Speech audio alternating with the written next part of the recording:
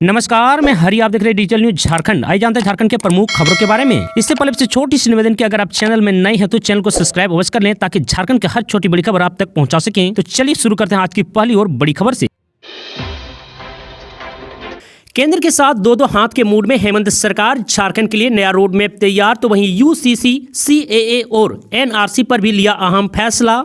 जी हां, सत्तारूढ़ झारखंड मुक्ति मोर्चा जेएमएम ने राज्य में भाजपा के तमाम एजेंडे को नकारते हुए स्पष्ट किया है कि झारखंड में समान नागरिक संहिता, यूसीसी, नागरिकता संशोधन अधिनियम, सीएए और राष्ट्रीय नागरिक रजिस्टर एनआरसी नहीं चलेगा।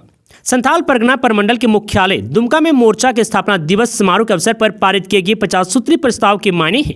आपको बता दूं, झारखंड मुक्ति मोर्चा के मुकाबले भाजपा ने संथाल परगना को केंद्रित इन मुद्दों पर फोकस रखा है, जिसे मोर्चा ने पूरी तरह नकारते हुए स्पष्ट किया है कि सत्ता में दोबारा वापसी के बाद भी उसके कोर मुद्दे स्पष्ट हैं। और वहीं अब इस बात से स्पष्ट है कि इस पर सदन से लेकर सड़क पर संघर्ष के साथ साथ कानूनी मोर्चे पर भी दो हाथ होगा।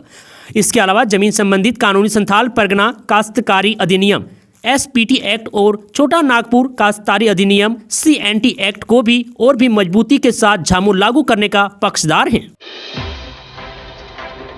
पीएम किसान योजना की 19वीं किस्त का डेट हुआ फाइनल, इस दिन किए जाएंगे खातों में ट्रांसफर। जी हां, भारत सरकार की पीएम किसान सम्मान निधि योजना किसानों के लिए एक महत्वपूर्ण वित्तीय सहायता योजना बन चुकी है। इसके तहत सरकार हर साल 6,000 की सहायता राशि किसानों को 3 किस्तों में देती है। अब तक 18वीं किस्त जारी हो चुकी है और किसान 19वीं किस्त का इंतजार कर रहे हैं। कृषि मंत्री शिवराज सिंह चौहान के अनुसार 19वीं किस्त 24 फरवरी 2025 को किसानों के बैंक खातों में ट्रांसफर की जाएंगी। प्रधानमंत्री नरेंद्र मोदी खुद इस किस्त को जारी करेंगे। इस बार भी किसानों को 2,000 रुपये की राशि दी जाएगी।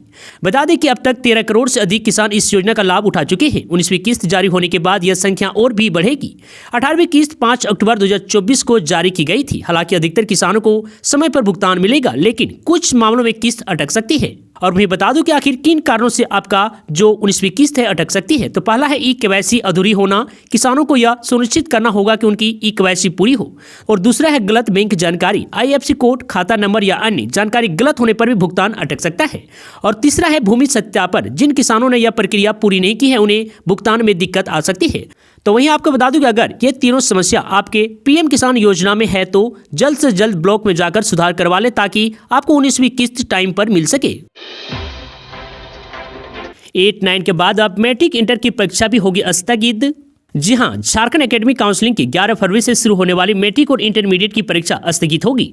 परीक्षा की तारीख आगे बढ़ेगी, इसकी संभावना बढ़ गई है। अभी तक मैट्रिक इंटरमीडिएट परीक्षा के लिए एडमिट कार्ड भी जारी नहीं किया गया है। जैक अध्यक्ष नहीं होने की वजह से ही इन परीक्षाओं पर ग्रहण लगने की पूरी संभावना लग रही है।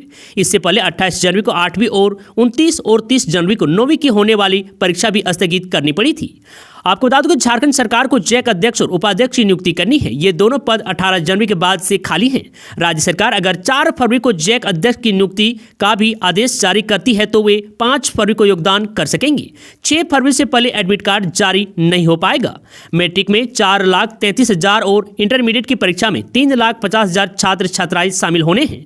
ऐसे में 7,83,000 छात्र छात्राओं को 5 दिनों में एडमिट कार्ड डाउनलोड कर देना ये पॉसिबल ही नहीं है। बड़ी संख्या में छात्र छात्राओं को परीक्षा छूटने की संभावना रहेगी। मैट्रिक का प्रवेश पत्र 25 जनवरी से और इंटरमीडिएट का 28 जनवरी से जारी किया जाना था, जो कि अभी तक नहीं कर पाया है।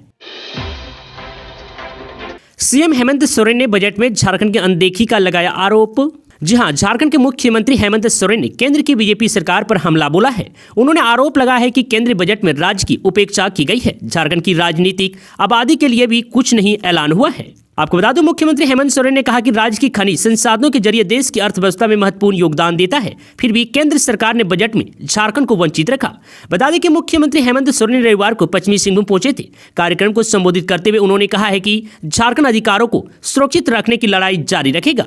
केंद्रीय बजट में आदिवासियों को नजरअंदाज किए जाने पर मुख्यमंत्री ने चिंता जताई है।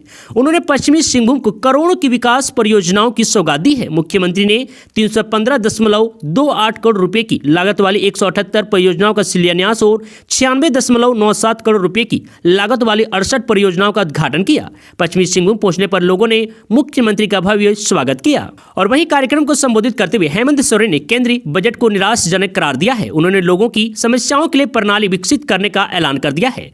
मुख्यमंत्री ने कहा कि अब अधिकारी घरों तक पहुंचकर लोगों की समस्याओं का समाधान करेंगे। नई प्रणाली विकसित होने से ब्लॉक और जिला स्तर पर लोगों को फायदा होगा।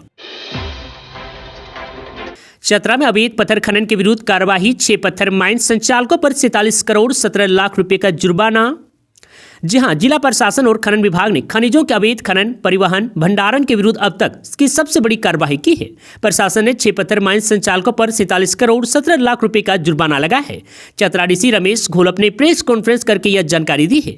डीसी रमेश घोलप ने बताया कि मुख्यमंत्री हेमंत सोरेन ने अवैध खनन, परिवहन और भंडारण के विरुद्ध सख्त कार्रवाई करने का निर्देश दिया है। इसे लेकर अपर समाहर्ता अरविंद कुमार की अध्यक्षता में कमेटी गठित कर जिले के सभी पत्थर माइंस की जांच की जा रही है। कमेटी ने लीज के अनुसार पत्थर माइंस की जांच की, जिसमें काफी गड़बड़ियां पाई गई है। लीज क्षेत्र से हटकर अवैध रूप से पत्थर खनन, सरकारी जमीन पर पत्थर का खनन, चालान से अधिक पत्थरों का खनन, खनन शर्तों का उल्लंघन पाया गया है। कमेटी की रिपोर्ट के आधार पर 6 माइंस संचालकों पर जुर्माना लगाया गया है। डीसी ने कहा है कि फिलहाल माइंस की जांच का काम जारी है, इसलिए जुर्माने की राशि बढ़ने की संभावना है। साथ ही कुछ माइंस में पानी भरा रहने के कारण जांच पूरी नहीं हो पाई है। जांच की प्रक्रिया अभी जारी रहेगी। भूदान की जमीन पर थानेदार का कब्जा, बाबूलाल मरांडी ने खोला राज। जी हां, झारखंड में एक बार फिर वर्दी दागदार हुई है। टाटी सिलवे के थाना प्रभारी पर बड़ा आरोप लगा है। भाजपा प्रदेश अध्यक्ष बाबूलाल मरांडी ने पुलिस कर्मियों पर जमीन कब्जाने का आरोप लगाया है। बता दें कि भाजपा प्रदेश अध्यक्ष बाबूलाल मरांडी ने मुख्य सचिव को पत्र लिखकर महिलोंग में भूदान से मिली 130 एकड़ जमीन पर भू माफिया द्वारा कब्जा करने की जानकारी दी है। बता दूं, भाजपा प्रदेश अध्यक्ष ने कहा कि इस मामले में स्थानीय पुलिस प्रशासन की भी भूमिका है और उन्हें इससे जुड़े साक्ष्य भी दिए हैं। आपको बता दूं, राज्य के मुख्य सचिव को लिखे पत्र में बाबूलाल मरांडी ने कहा है कि तत्कालीन बिहार सरकार ने सीलिंग एक्ट के तहत 130 एकड़ जमीन अर्जित की थी। महिलोंग पंचायत के गरीब आदिवासी दलित समुदाय के बीच में ही इस जमीन का बंदोबस्ती भी किया गया था, लेकिन कुछ दिन पूर्व महिलोंग के ग्रामीणों ने उनसे मुलाकात कर इस जमीन पर कब्जे की शिकायत की है।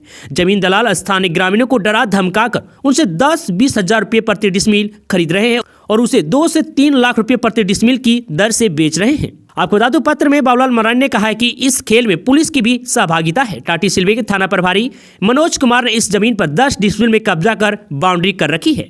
इसी तरह एएसआई रवि कुमार ने भी इस जमीन पर 10 डिसमिल कब्जा कर पक्का मकान बना लिया है। उन्होंने मुख्य सचिव से ग्रामीणों के आवेदन पर विचार करने और स्थानीय प्रशासन के साथ पुलिस और दलालों की जाँच करने को कहा है।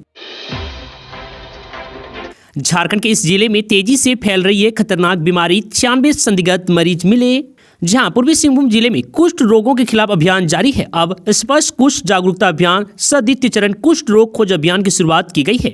आपको बता दें कि दूसरे दिन पूरे जिले में 66,697 लोगों का जांच की गई। इसमें से 96 संदिग्ध मरीज मिले हैं। अब इन संदिग्ध मरीजों को नजदीकी के स्वास्थ्य केंद्र में जाँच कराई जाएगी। आपको बता दूं कि इस दौरान अगर किसी व्यक्ति में कुष्ठ की पुष्टि होती है तो उसका इलाज शुरू किया जाएगा। जिला कुष्ठ परामर्श डॉक्टर राजीव लोचन महतो ने कहा है कि कुष्ठ का इलाज 100% संभव है। और वहीं उन्होंने कहा कि अगर किसी व्यक्ति में कुष्ठ के लक्षण सामने आए तो उसकी जांच कराएं ताकि समय पर मरीजों की इलाज शुरू हो सके। जिले में 14 फरवरी तक विशेष रूप से अभियान चलाकर मरीजों की पहचान की जाएगी।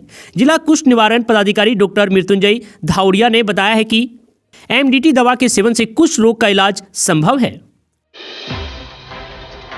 अब तक नहीं मिली मैया सम्मान योजना की राशि, जनवरी और फरवरी का पैसा एक साथ देने की तैयारी। जी हां, झारखंड सरकार की मुख्यमंत्री मैया सम्मान योजना की जनवरी की राशि अभी तक लाभुकों के खाते में नहीं आए हैं, लेकिन मिली जानकारी के अनुसार लाभुकों को जनवरी और फरवरी का बकाया राशि एक साथ देने की तैयारी चल रही है। फिलहाल महिला बाल विकास एवं सामाजिक सुरक्षा विभाग के निर्देश पर जिलों में आवेदनों का सत्यापन किया जा रहा है। हालांकि इस प्रक्रिया में कई गड़बड़ियां भी सामने आ रही हैं। बताया जा रहा है कि आधार से बैंक खाता लिंक न होने और सत्यापन में देरी वजह से लाभुकों को जनवरी माह की राशि नहीं मिल पाई है। अगर फरवरी में सत्यापन पूरा हो जाता है तो लाभुकों को जनवरी और फरवरी दोनों माह की राशि एक साथ दी जाएगी। और वहीं योजना के तहत बैंक खातों को आधार से जोड़ने की अंतिम तिथि दिसंबर थी, लेकिन कई लाभुक इसे पूरा नहीं कर सके हैं। अब विभाग समय सीमा बढ़ाकर 31 मार्च तक करने की तैयारी कर रहा है। इस प्रस्ताव को कैबिनेट की स्वीकृति के लिए भेजा जाएगा। जिलों को योजना के तहत राशि पल ही आवंटित कर दी गई है। वहीं सत्यापन और आधार खाता लिंक पूरी होते ही राशि ट्रांसफर कर दी जाएगी। ग्रामीण क्षेत्रों में बीडीओ कार्यालय और आजसू में एक और बड़े नेता की हुई वापसी, सुदेश महतो ने दिलाई सदस्यता। जी हां, झारखंड आंदोलनकारी कुमुद वर्मा की आजसू पार्टी में वापसी हुई है। पार्टी के केंद्रीय अध्यक्ष सुदेश महतो ने रविवार को उन्हें पार्टी की सदस्यता दिलाई। आपको बता दें उनके साथ चडरी सारना समिति के महासचिव सुरेंद्र लिंडा, महादेव टोप्पो और मोहम्मद तौफीक ने भी आजसू पार्टी की सदस्यता ग्रहण की है। बता दूं इस मौके पर सुदेश महतो ने कहा कि युवाओं की राजनीति में सक्रिय भागीदारी पार्टी की प्राथमिकता है। युवा न केवल परिस्थितियों को बदल सकते हैं बल्कि सही दिशा में प्रयास कर झारखंड की राजनीति, सामाजिक और आर्थिक तस्वीर भी बदल सकते हैं। इस अवसर पर प्रवीण भास्कर, डॉक्टर देवशरण भगत आदि भी उपस्थित थे।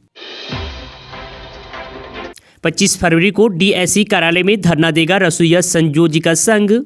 जी हां, गुमला में झारखंड प्रदेश विद्यालय रसोई संयोजिका अध्यक्ष संघ की बैठक रविवार को चैनपुर प्रखंड में आयोजित की गई है।